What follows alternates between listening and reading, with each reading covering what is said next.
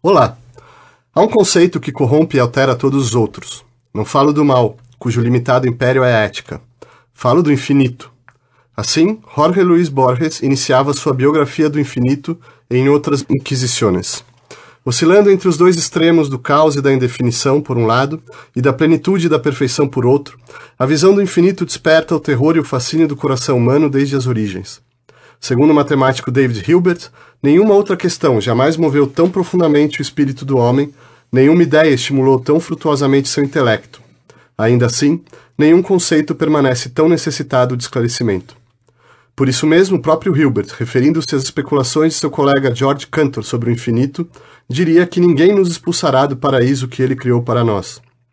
Immanuel Kant, por sua vez, acreditava ter demonstrado por A mais B que pela estrutura mesma da razão humana, estamos condenados a sempre indagar e a jamais saber se o mundo é finito ou infinito. Já o poeta Giacomo Leopardi era taxativo. O infinito é um parto da nossa imaginação, ao mesmo tempo da nossa pequeneza e da nossa soberba. Um sonho, não uma realidade, porque não temos nenhuma prova da sua existência, sequer por analogia. Para Descartes, contudo, era um fato insofismável que a ideia da perfeição infinita está inserida no mais íntimo do nosso ser. E por isso, deduziria Fichte, o infinito aproximar-se do sumo bem constitui o verdadeiro destino do homem, o sinal da nossa vocação à eternidade.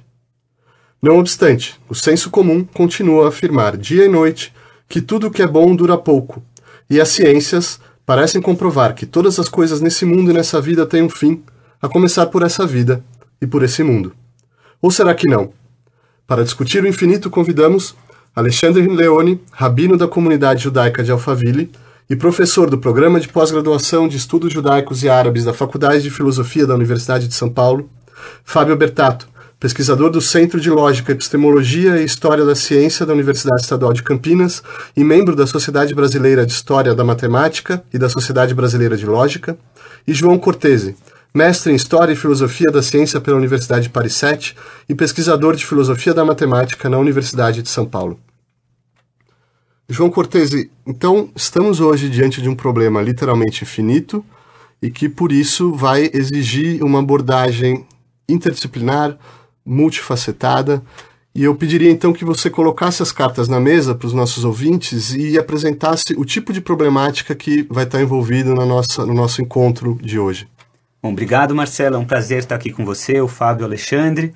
Bom, o infinito parece ser um desses conceitos transversais na história do pensamento, né? Ele foi abordado na cosmologia, na matemática, na teologia, na filosofia, e levantou questões tão diversas quanto se o tempo é infinito, se o nosso universo é infinito, se a matéria é infinitamente divisível ou se existem átomos, se Deus é infinito, se o pensamento humano tem uma capacidade infinita ou finita.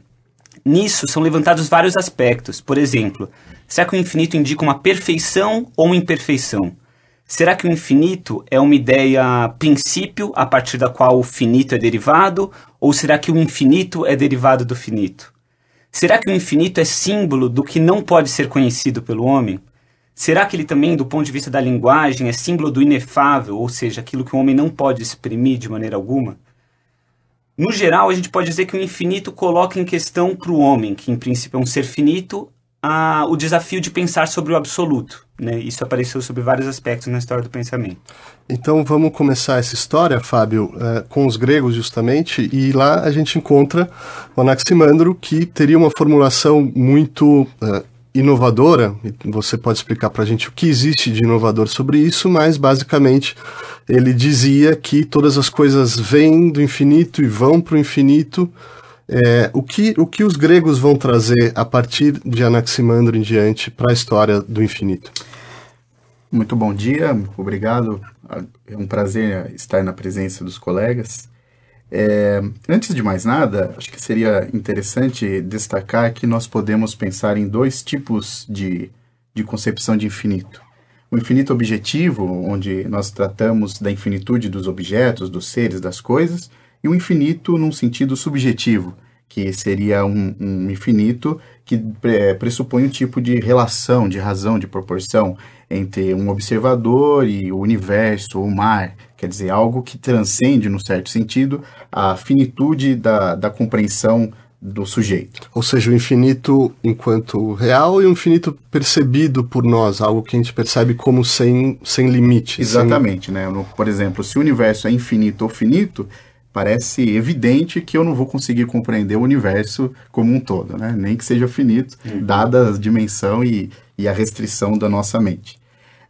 Nós temos na sociedade grega uma certa negação do infinito, uma certa repulsa, segundo alguns historiadores. O próprio termo que nós convencionamos em traduzi-lo como infinito é uma negação, é o apeiron, esse prefixo de negação, a. Em latim nós temos infinitus, ou seja, é a negação de algo que é mais conhecido, né? Na escola de Mileto, e dos quais vou citar alguns filósofos pré-socráticos, há uma certa busca pelo princípio das coisas, pelo princípio da realidade, pelo princípio do universo, que eles chamavam de arché, não é? Por exemplo, para Tales, a arché era a água. Anaximandro entende que os seres, os objetos que nos rodeiam, a natureza, a realidade, é definida, quer dizer, há limitações, delineações bem precisas de fatias da realidade. Então ele concebe que o princípio, a arché, é o indefinido, que é chamado de apeiron. Seguindo nessa linha, Anaxímenes concebe que o princípio é o ar, pois o ar ele pode estar comprimido ou espalhado, quer dizer, o mesmo volume pode se apresentar de formas diversas, né? Pelos princípios de rarefação e condensação. É o que se apresenta de mais indefinido. É o que se apresenta de mais indefinido. Se você pensar bem, até a água também tem uma certa ideia de indefinibilidade e podemos afirmar aí com certo grau de risco de que Tales também tinha uma concepção semelhante. Já os pitagóricos, supondo aí o mestre da escola Pitágoras como o seu mentor, o seu idealizador, concebe que o princípio das coisas está baseado numa síntese entre dois elementos ou dois conceitos opostos, o definido e o indefinido, ou o limitado e o ilimitado. Essa síntese geraria todas as coisas da realidade. Então, tudo seria derivado dessa antítese entre indefinido e indefinido. A essência das coisas seria, portanto, as figuras geométricas. O que quer dizer isso? As figuras geométricas são unas, num certo sentido, e são indefinidas em outros. Una porque eu posso medir as figuras geométricas, elas são mensuráveis, eu posso medir um comprimento de um segmento, eu posso calcular a área de uma figura plana, o volume de uma figura espacial, e portanto, eu tenho uma certa determinação dessas figuras, né? Por outro lado, elas são indefinidas porque são compostas por unidades indivisíveis, em uma quantidade aí, ou uma grandeza que eu não consigo determinar. Então, simultaneamente, nós temos que a essência das coisas é dada por figuras geométricas que são definidas e indefinidas. Tá aí essa síntese entre o limitado e o ilimitado. A realidade seria, portanto, oriunda de opostos, né? E então tudo seria constituído de elementos pares e ímpares. Aí a chave de leitura da realidade pitagórica seria por meio da matemática. E é o conhecidíssimo, famoso slogan, né? De que tudo é número. Daí essa leitura da realidade por meio da matemática. E nos introduzindo à escola pitagórica, você já coloca um problema que vai estar presente em toda a nossa história, nosso encontro hoje, que é a relação entre a matemática e a filosofia nessa questão do infinito. E quem, Alexandre, trabalhou muito bem isso e, de uma certa maneira, resumiu o pensamento grego, a meu ver, foi Aristóteles, e você pode confirmar, mas o Aristóteles traz o que exatamente de novo em relação a toda essa discussão que acontece na Grécia sobre o infinito? Bom dia a todo mundo. O Aristóteles, de um certo modo, ele é uma resposta a Parmênides e sua escola e aos pitagóricos, na medida, por exemplo, que Parmênides nega o infinito, ou seja, o infinito não é arqué, não pode ser arqué, porque o infinito é não ser, né? E Aristóteles ele vai afirmar e negar isso, ou seja, primeiramente, Aristóteles define o infinito como aquilo que não pode ser atravessado, aquilo que não pode ser percorrido. ou seja, aquilo que não pode ser determinado. Nesse sentido, o infinito, enquanto atualidade, naquilo que os medievais falavam, infinito em ato, infinito em ação, infinito se dando agora, isso jamais pode acontecer. E nesse sentido, ele concorda com Parmênides. Porém, o infinito ele pode existir enquanto potencial. Isto é, pensando num certo dia, você sempre pode pensar um dia anterior a esse dia até a eternidade. Pensando num dia, você pode pensar num dia posterior a este dia até a eternidade. Ou no caso dos infinitesimais, pensando na matéria, você sempre pode pensar numa divisão da matéria potencialmente até o infinito. Nunca se dará, mas ela é concebível logicamente, ou seja, ela é potencial. Então, este modo de entender o infinito, que eu não vou dizer que resume toda a Grécia, mas eu vou dizer diferente. Isso teve uma recepção e, portanto, também uma influência enorme na filosofia medieval no que veio depois. E vamos daqui a pouco entrar nessa questão, mas antes, João, seria bom se a gente observasse um pouco o que os matemáticos na Grécia estão fazendo, como eles estão articulando o infinito dentro do seu campo de observação. Na verdade, o infinito vai aparecer na matemática grega, o Fábio vai me ajudar, mas eu acho que como exceção, né? Então a gente tem paradoxos, por exemplo, aqueles paradoxos de Zenão. Você tem uma tartaruga que parte da frente do Aquiles, o Aquiles anda até a tartaruga, quando ele chegou, a tartaruga andou um pouco mais. Ele chega de novo na tartaruga, a tartaruga andou um pouco mais. E assim por diante, sendo algo discreto, quer dizer, passo por passo, a gente tem a impressão que cada vez o Aquiles está mais perto da tartaruga, mas sem nunca atingi-la, né? Então, uma grande crise que ocorreu entre os pitagóricos, o grupo do qual o Fábio estava falando, foi a descoberta da incomensurabilidade. Como é isso? Na hora que eles traçaram a diagonal de um quadrado, eles descobriram que essa diagonal não poderia ter uma medida comum com o lado do quadrado. Em termos modernos, se a gente colocar o lado do quadrado como 1, a unidade, a diagonal vai ser raiz de 2. E se eu for emparelhando vários segmentos de reta com a grandeza de raiz de 2 ao lado dos segmentos de reta da unidade, nunca eles vão chegar a se emparelhar. Fazendo um anacronismo, a gente pode lembrar que raiz de 2, a expansão decimal, é infinita sem nenhuma regularidade. 1,4142... Você pode colocar um computador calculando para sempre e não há regularidade alguma. Você nunca esgota. Os gregos não representavam assim, mas a gente pode fazer essa comparação. Fábio? De fato, isso gerou uma crise imensa na escola pitagórica, pois acreditavam que tudo é número e encontraram, seja no pentágono ou no quadrado, grandezas, segmentos ou retas que não poderiam representar relação entre números. Então isso feriu o dogma pitagórico, né? Conta-se até que um deles ousou revelar esse segredo desse furo teórico, filosófico, dogmático, e foi jogado ao mar, né? como castigo. Por outro lado, é interessante observar algumas proposições dos matemáticos gregos, como o famoso Teorema de Euclides, que diz que há infinitos números primos. Isso é na nossa terminologia.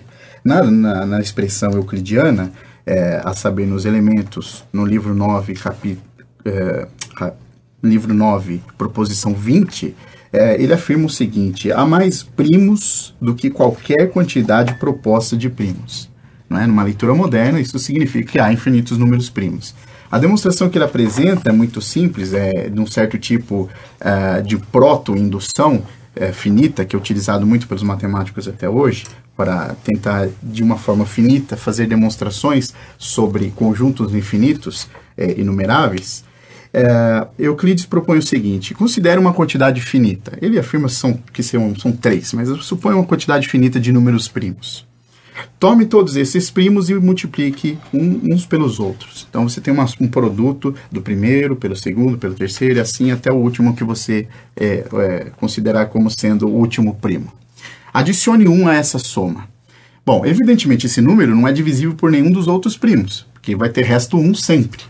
Bom, este número constituído, ele pode ser composto ou pode ser primo, né? Se ele é primo, ele não está na lista. Então, surgiu um novo primo que não é aquele que está na lista de todos os primos. Se ele é composto, quer dizer que ele é divisível por um primo, mas ele não é divisível por nenhum dos primos que estão na lista. Ou seja, é necessário que haja um outro primo que o divida. Então, conclusão, se você tem uma quantidade delimitada de números primos, você conclui que é necessário que haja outros fora dessa lista. Ou seja, há infinitos números primos. Então, é uma belíssima demonstração que indica o tipo de raciocínio acerca do infinito que podemos encontrar num autor como Euclides. Obrigado, Fábio. Agora, eu vou propor aqui a gente sair um pouco do universo helênico, porque se o homem é um ser diante do infinito, então, desde o princípio, a gente já poderia encontrar expressões desse encontro do ser finito, do ser humano com o infinito, mas para circunscrever um pouco a nossa discussão, Alexandre, eu gostaria de investigar no universo semítico, no universo bíblico, né? Quais são as expressões ou a maneira como esse encontro do homem com o infinito se manifesta na tradição escritural. Uhum. Bom, aparentemente o universo bíblico não tem uma vontade de conhecer o infinito no sentido conceitual. Então há uma questão de se há um conceito ou não do infinito. No entanto, há uma série de expressões que aparecem no texto bíblico ao longo do texto inteiro, né? São livros diversos, com autores diversos, mas essas expressões, elas volta e meia retornam. Que são expressões que podem ser que signifiquem, no sentido usual, apenas uma hipérbole, sem que seja de fato um conceito do infinito. E que, quando aplicadas ao ser divino, é possível defender que isto seja literal, ou seja, esteja falando agora sim do infinito. Eu vou dar alguns exemplos. Uma delas é a expressão en mispar, o inumerável. Note que também são expressões que começam com uma negação. Tá bom? Como infinito e como apeiron, né? Então, por exemplo, no versículo que diz assim, José, o José do Egito, juntou muitíssimo trigo como a areia do mar, até que cessou de contar, porquanto não havia como contar, não havia numeração, que en mispar. Assim como a descendência de Abraão. Sim, você lembrou dessa coisa da areia do mar, das estrelas do céu. Aqui é possível dizer o seguinte, é só uma hipérbole, não significa que haja de fato uma ideia, um conceito de infinitude, né? Mas num outro versículo em que essa mesma expressão é usada, o Segedolota den Heker, Veniflaota den Mispar, falando sobre Deus, que faz grandiosidades que são imperscrutáveis, impossíveis da gente entender, e maravilhas até inumeráveis, né? Adem mispar, ou seja, que não tem número para elas. Aqui você pode dizer que o conceito teológico fala de uma infinitude associada à divindade.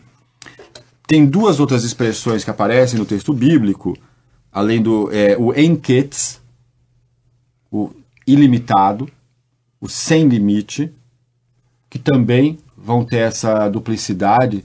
Talvez seja uma hipérbole, talvez seja, e no caso de Deus, no sentido literal, e o enheker, que eu já falei, né, aquilo que não pode ser concebido, né? O Fábio até tinha proposto esta tradução que eu acho muito boa.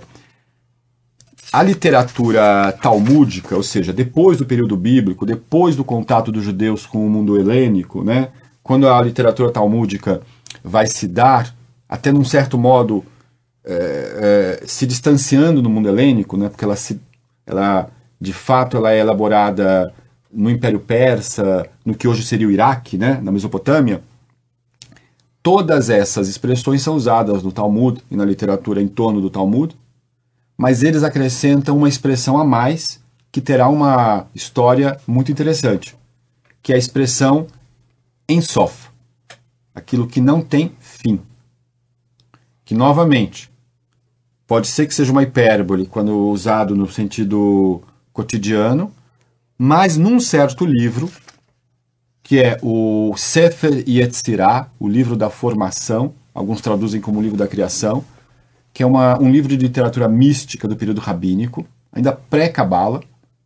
Lá, logo no primeiro capítulo, Deus... aliás, esse capítulo também é a fonte da ideia de Sefirot, né?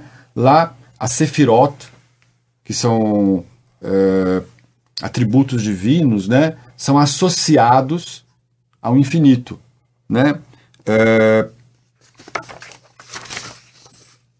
Agora, até que ponto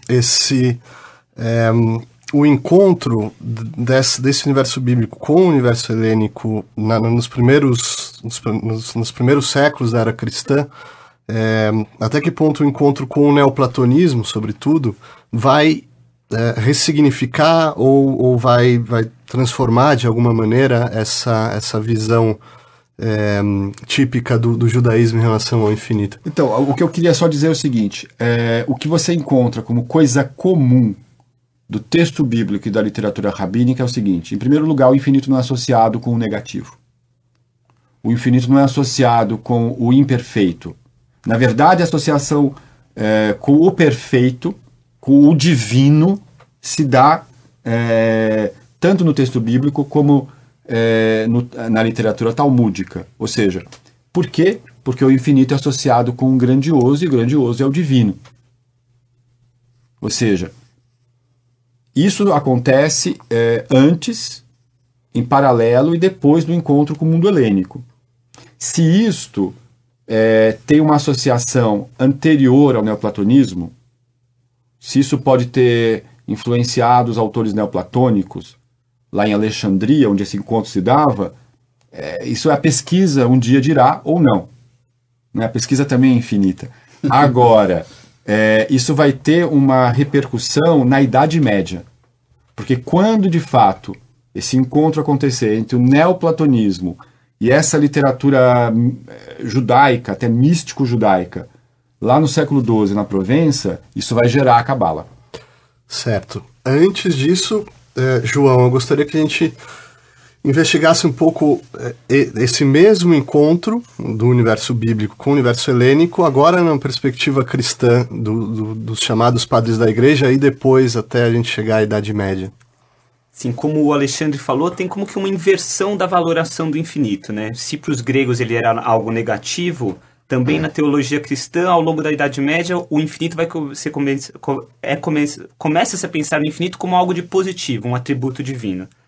O Novo Testamento, escrito em grego, não qualifica Deus como áperon, quer dizer, literalmente Deus não é infinito. Você tem atributos divinos como a onipotência, a onisciência, a bondade divina, e a partir daí é que pensadores como Santo Agostinho, São Gregório de Nissa vão começar a pensar em Deus como infinito. Agostinho em especial? Agostinho em especial, ele toma salmos, por exemplo, que dizem que a grandeza de Deus não tem número. Então Agostinho diz, louvarei a Deus por um dia, por uma semana, por uma vida toda. Louvarei suficientemente a Deus? Não, porque ele é infinito. Ele dá esse passo de qualificar Deus como infinito. Também nesse período dos primeiros séculos da era cristã, eu acho que é importante ressaltar a teologia negativa de um autor que a gente conhece como Pseudo-Dionísio Areopagita. Do ponto de vista dessa teologia que a gente diz apofática, não se apofática. Sobre o que não se pode predicar, né? Você não pode dizer o que Deus é, mas somente o que Deus não é. Então eles ressaltaram muito bem o prefixo, né? Infinito. Como é que eu vou dizer que um atributo primeiro de Deus é que ele não é finito, né? Então os filósofos adoram definir os conceitos, mas a rigor é impossível definir o infinito, porque isso seria dar forma para ele. Então depois dessa teologia do Dionísio Areopagita, pode-se também contar o que Deus é dizendo que ele não é. Isso também tornou possível. E durante toda a Idade Média vai ter um trabalho de elaboração conceitual da infinitude como atributo divino. Isso até o século XIII, né? E talvez esse trabalho em nenhum lugar seja tão bem desenvolvido, pelo menos na tradição cristã, quanto na obra de São Tomás de Aquino, certo, Fábio? É isso mesmo. É necessário diferenciar o infinito na visão aristotélica em dois tipos. O infinito pode ser infinito potencial, como já observado pelo Alexandre, e infinito em ato, o infinito atual. Antes disso, nós precisamos ter em mente que, para Aristóteles, os seres, os entes, são compostos, se podemos dizer assim, de matéria e forma. A matéria é a potencialidade e a existência, é o ser potencial. A forma é a atualização deste ser, quer dizer, a matéria obtém a atualização por meio da forma. O infinito potencial para Aristóteles sempre está sujeito a um aumento possível, uma sequência de números, por exemplo. Sempre eu posso aumentar os números naturais, né? E nunca eu considero o infinito potencial em sua totalidade. Já o infinito atual, ele é considerado como completo, como um total, ou seja, na sua completude e na sua totalidade. O infinito potencial é, para Aristóteles, o que a matéria seria sem a forma. Já a matéria, nós vimos que está relacionada com o ser potencial, que é a matéria em si, e ser atual, a matéria que recebe forma. O infinito potencial da matéria seria, então, um vir a ser, que é impredicável, como já observado pelo João. Até vale observar aqui que impredicável significa que não há lei, não há padrão, não é possível de se perceber a racionalidade da coisa, a relação entre as partes. Portanto, a física, para Aristóteles, não é redutível à geometria, né? Então, isso foi um impedimento para o desenvolvimento da ciência moderna, mas está mais de acordo com a posição da física contemporânea nossa, né? Tomás, nessa linha, que, seguindo Aristóteles, que divide infinito em potencial e atual, considera 3 gêneros de infinito. Os objetos que são potencialmente infinitos, os objetos que são atualmente infinitos, de forma relativa, relacional, e os objetos atualmente infinitos em sentido absoluto. O potencial não vê nenhum problema com o objeto seja infinito potencial, como já foi discutido aqui. Um objeto como atualmente infinito em sentido relacional, por exemplo, conjunto dos números, ele é infinito, pois você não pode pensar no número natural maior que todos os outros. Mas é possível conceber algo de superior a essa sequência de números. Então, não está no mesmo nível, ontologicamente não é no mesmo estatuto, essa grandeza possível, esse novo número maior. Isso aí vai ser trabalhado por Cantor. Já os objetos atualmente infinitos em sentido absoluto, na realidade, Tomás considera, como Aristóteles, como uma contradição, porque algo seria potencialmente infinito e atualmente infinito, daí a contradição. Já Deus, que é ato puro, pode ser atualmente infinito. Então, esse seria um atributo somente divino, o que casa muito bem com a leitura do Alexandre a respeito das escrituras hebraicas. Professor Alexandre, exatamente nessa época existe uma cultura imensamente sofisticada se desenvolvendo ali, de judeus e árabes ao sul da França, na Espanha. É possível identificar semelhanças e diferenças entre essa visão que Tomás de Aquino sintetiza sobre o infinito e o que está se produzindo nessa cultura judaica e árabe? Talvez eu vou um pouquinho mais longe, vou dizer o seguinte. Por favor. O mundo islâmico, em especial, foi lá no Oriente, lá no que hoje em dia seria o Iraque e o Irã, né? A Pérsia e a Mesopotâmia. É lá em que, lá pelo século VIII, começa um fenômeno de tradução de Aristóteles do grego e do siríaco, ou seja, da filosofia, não só Aristóteles, também do neoplatonismo e de Platão, do grego e do siríaco para o árabe, e nessa recepção vão aparecer pensadores como, por exemplo, Avicena, né? Avicena, ele,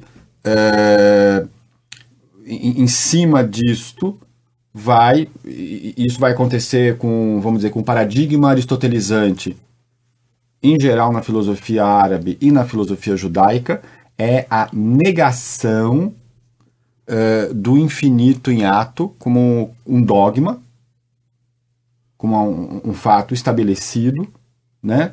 Ou seja, o universo ele tem que ser finito. A gente vai encontrar em vários pensadores e, de um certo modo, pode ser resumido nas 3 proposições aristotélicas que Maimônides faz, final do século XII, lá no Guia dos Perplexos, na segunda parte do Guia, em que ele diz assim, primeira proposição, ele vai provar a existência de Deus usando essas proposições, né? Que a existência de uma magnitude infinita é impossível. Ou seja, não há nada que tenha uma magnitude, seja extensão, seja luminosidade, seja o que for, força, que seja infinita. O universo físico é finito. Depois da última esfera, a esfera das estrelas, que é pura concavidade, não há nada. Nem o pleno, nem o vazio. E só há esse mundo, não pode haver mais outro, né? A segunda proposição, que é um resumo da tradição aristotelizante medieval, é a coexistência de um número infinito de magnitudes finitas é impossível. Não há infinitos grãos de areia, não há infinitas estrelas, nada que possa dizer assim, são infinitos, finitos, né? Porque, bom, não é Maimônides que explica, a melhor explicação a isso é dada por Averroes, que é dizer o seguinte, o infinito, se ele fosse um número, o número tem que ser contado pela definição aristotélica, tem que ser determinado. Mas se ele fosse determinado, ele seria par ou ímpar. Dizer que ele é par ou dizer que ele é ímpar leva a uma aporia. Portanto, mostra que há uma contradição e o infinito atual não pode existir. E a terceira e última proposição, que é também de origem aristotélica, é dizer o seguinte, a coexistência de um número infinito de causas e efeitos é impossível, ainda que não sejam magnitudes. Se, por exemplo, escreve o Maimônides, uma inteligência fosse a causa de uma segunda, a segunda causa de uma terceira, a terceira causa de uma quarta, e assim por diante, as séries não poderiam continuar ad infinitum, ou seja, não é possível uma regressão infinita de causas, portanto há que haver uma primeira causa. Na Idade Média, essa primeira causa é Deus. E na modernidade, João, eu peço desculpas pelos saltos um pouco abruptos, mas vamos tentar selecionar alguns pensadores particularmente representativos de um pensamento, do pensamento moderno, né? Se você quiser, claro. Tem o Descartes, Pascal, Spinoza. Se a gente olha para o século XVII, por exemplo, é interessante ver que a maioria dos filósofos vão considerar Deus como infinito, mas cada um ao seu modo, né? Vão ter várias facetas disso. É interessante o Descartes, por exemplo, ele diz que se a ideia de infinito é maior do que o homem, que é um ser finito, não pode ter sido o próprio homem que concebeu essa ideia. Portanto, foi alguém que colocou essa ideia no homem, foi o próprio Deus que deixou a ideia de infinito no homem para ser descoberta por ele. Por outro lado, Pascal vê o homem numa vertigem entre dois infinitos. Ele falou, eu tenho um infinito de grandeza, eu sempre posso aumentar o número. E no outro extremo eu tenho um infinito de pequenez, ele chama, sempre posso dividir um número, né? E o homem está perdido sem referência entre os dois. A gente volta a uma espécie de abismo, né? Assim como a gente tinha tido para os gregos. O interessante é que geralmente esses filósofos do século XVII eram também matemáticos e cientistas. E a importância do infinito na matemática no século XVII é fundamental. A gente vai ter, por exemplo, a geometria projetiva, que diz que as retas paralelas se encontram no infinito. Isso tem até uma impressão visual. Se a gente vê uma foto de um trilho de trem, parece que as retas estão convergindo. E além disso, tem a invenção de uma das grandes teorias matemáticas, que é o cálculo integral e diferencial, né? Por Leibniz e Newton. Tem uma polêmica sobre quem inventou, mas os dois tiveram um papel aí. E eles vão retomar questões que foram colocadas pelos gregos já. Os gregos, para calcular a área sob uma curva, por exemplo, iam fazendo vários retângulos pequenininhos. Já esses matemáticos modernos vão dizer, e se eu fizer retângulos infinitamente pequenos e fizer uma somatória infinita desses retângulos? Eu deixo de fazer uma aproximação para conseguir fazer uma somatória exata de uma curva irregular, desde que eu tenha retângulos infinitamente delgados e possa fazer uma somatória infinita deles. O cálculo teve um impacto enorme, né, na área da física, posteriormente na engenharia, se usa como uma ferramenta matemática em muitos domínios, né? Fábio, eu acho que é um outro salto um pouco inevitável aqui, mas o João introduziu a questão das ciências e do infinito. E talvez um pensador que tenha resumido, né, toda essa ideia moderna seja o Cantor, George Cantor, né, nas suas especulações sobre a matemática.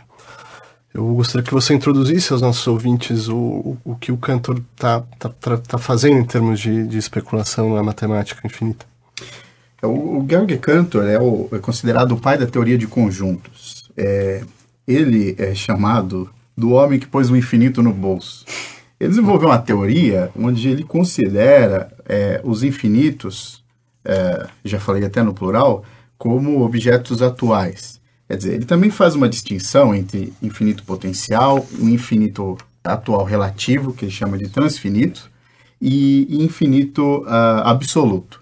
Para Cantor, o infinito absoluto é Deus, é um atributo de Deus, corresponde à divindade. Já a respeito de infinitos, eu gostaria de observar o seguinte: considere o conjunto dos números naturais, né? 0, 1, 2, 3, etc. Existe uma correspondência biunívoca, 1 a 1, entre, por exemplo, os números naturais e os números pares. Então, eu faço o 0 corresponde ao 0, 1 ao 2, o 2 ao 4 e assim sucessivamente. Essa correspondência funciona como uma espécie de contagem. Então, eu tenho um conjunto, a saber, conjunto dos números naturais, e um seu subconjunto, conjunto dos números pares, em que cada elemento está associado a um outro elemento do conjunto anterior, né? 1 a 1, quer dizer, a cada um tem um e vice-versa. Isso quer dizer que eles têm a mesma cardinalidade. Cardinalidade seria como o número de números do conjunto dos naturais, né? Aí nós temos o conjunto dos números inteiros, que incorpora números negativos, dos números racionais, que incorporam os chamados números fracionários, e os números irracionais, que nós já vimos que criou uma crise entre os pitagóricos, e os números reais, que incorpora todos esses números mencionados, né?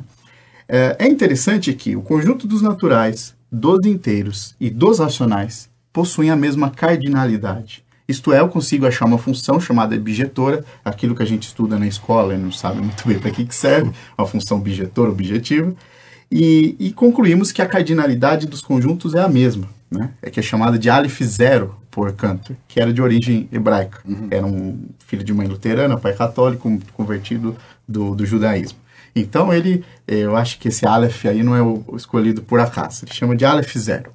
Já o conjunto dos números reais, que contém todos esses mencionados, tem uma cardinalidade superior. Quer dizer, é impossível encontrar uma abjeção do infinito dos naturais no infinito dos reais. Quer dizer, ou significa que o infinito dos reais é maior, num certo sentido, que o infinito dos naturais, né? E os números reais, o conjunto dos números reais fornecem assim, coisas muito interessantes. Por exemplo, se você considera todos os números entre 0 e 1, então 0,2, 0,99, 0,77, aquela infinitude de números, há ali entre 0 e 1 tantos números quanto na própria reta toda, que é o chamado contínuo. Então, no conjunto, no intervalo 0, 1, há tantos números como no próprio conjunto dos números reais, né? Então, é isso que caracteriza infinito em matemática, a possibilidade de se encontrar um subconjunto que tenha a mesma cardinalidade que o próprio conjunto. Então, ele é um conjunto infinito. E vale a pena mencionar a chamada hipótese do contínuo.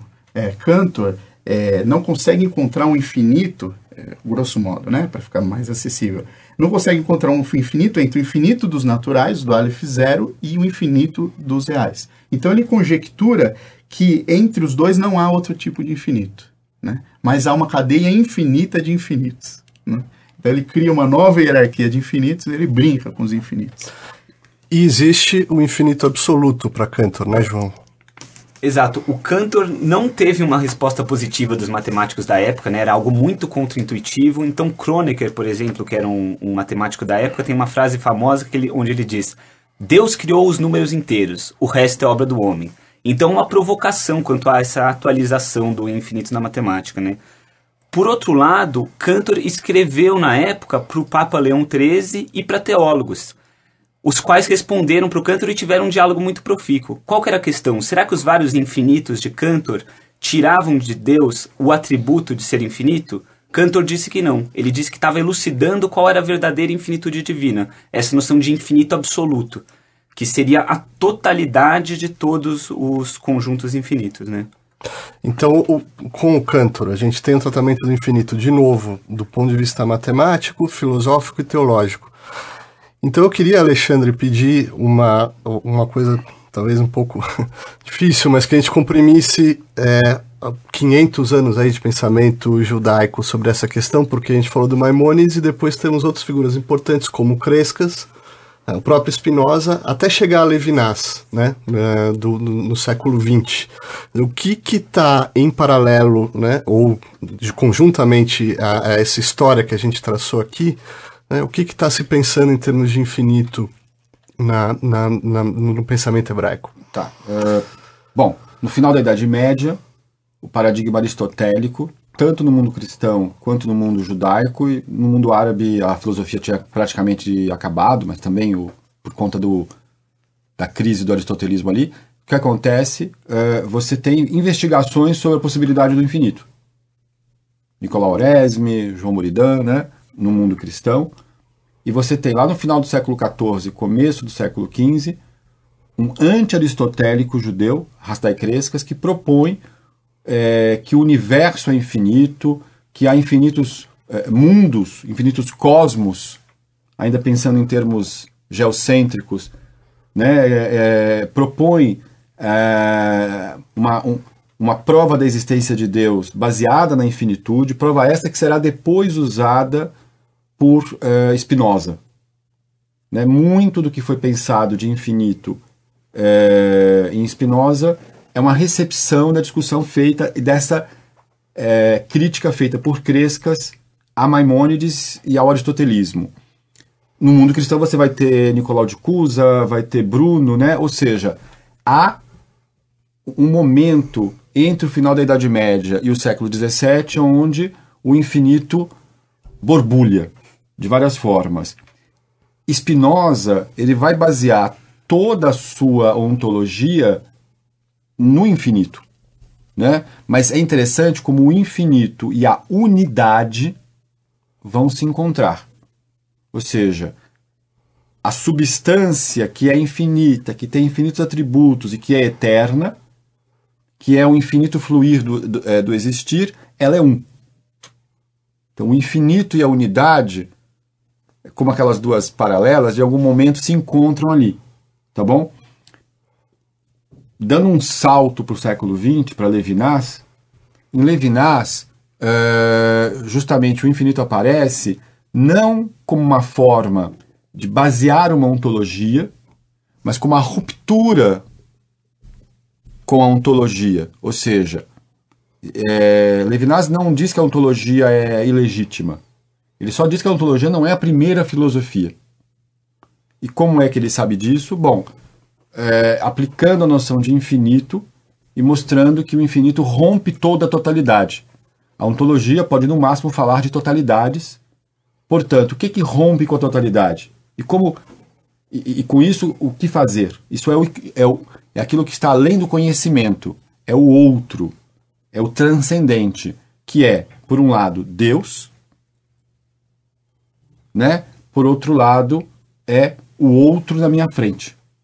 A distância entre mim, né, entre eu e o outro, é uma distância infinita. A relação ética, portanto, é uma relação que já de cara se diferencia da relação econômica, né, porque ela não é uma relação desinteressada, sempre que há interesse voltamos à economia, e o infinito aparece exatamente nisso. O outro e Deus, como o outro maiúsculo, né, está além de todo conhecimento. Por quê? Porque o infinito é o incognoscível, aquilo que não pode ser nunca totalizado. E, né, chegando ao fim do nosso programa, eu gostaria de propor, Fábio, que a gente pensasse um pouco, colocasse para os ouvintes muito rapidamente, expressões do infinito no campo das artes, porque a gente falou da mística, a gente falou do pensamento, a gente falou do infinito nas ciências, na matemática, mas os ouvintes talvez estejam se perguntando como a imaginação lida com o infinito, né? A gente pode dar alguns exemplos muito rapidamente? Eu creio que sim. Dada essa discussão, eu fico mais convicto de uma afirmação de alguns historiadores de que uma das características da civilização ocidental é a afirmação do infinito. Quer dizer, a ciência baseada no infinito, matemática baseada no infinito, depende a ciência desta matemática, e nós vemos expressões artísticas que expressam, que manifestam essa nostalgia do infinito da civilização ocidental. Por exemplo, nos quadros, basta observar um quadro do Renascimento, com o uso da perspectiva linear, não é? Com o ponto de fuga do ponto do infinito. Quando nós observamos obras de Escher, por exemplo, nós podemos perceber ali o infinito ali presente e jogado na nossa cara. E mesmo na literatura, quando você pensa, por exemplo, na autorreferência, numa obra como a obra de Cervantes, ou Dom Quixote, em que há uma autorreferência da própria obra na obra, isso implica num looping de um livro que menciona a si mesmo e que está contando exatamente isso e que menciona a si mesmo, e isso vai tendendo ao infinito, né? Então me parece realmente uma característica da nossa sociedade, seja uma afirmação do infinito atual no mundo, seja apenas como atributo divino, o infinito está aí presente, apresentando suas infinitas faces. João?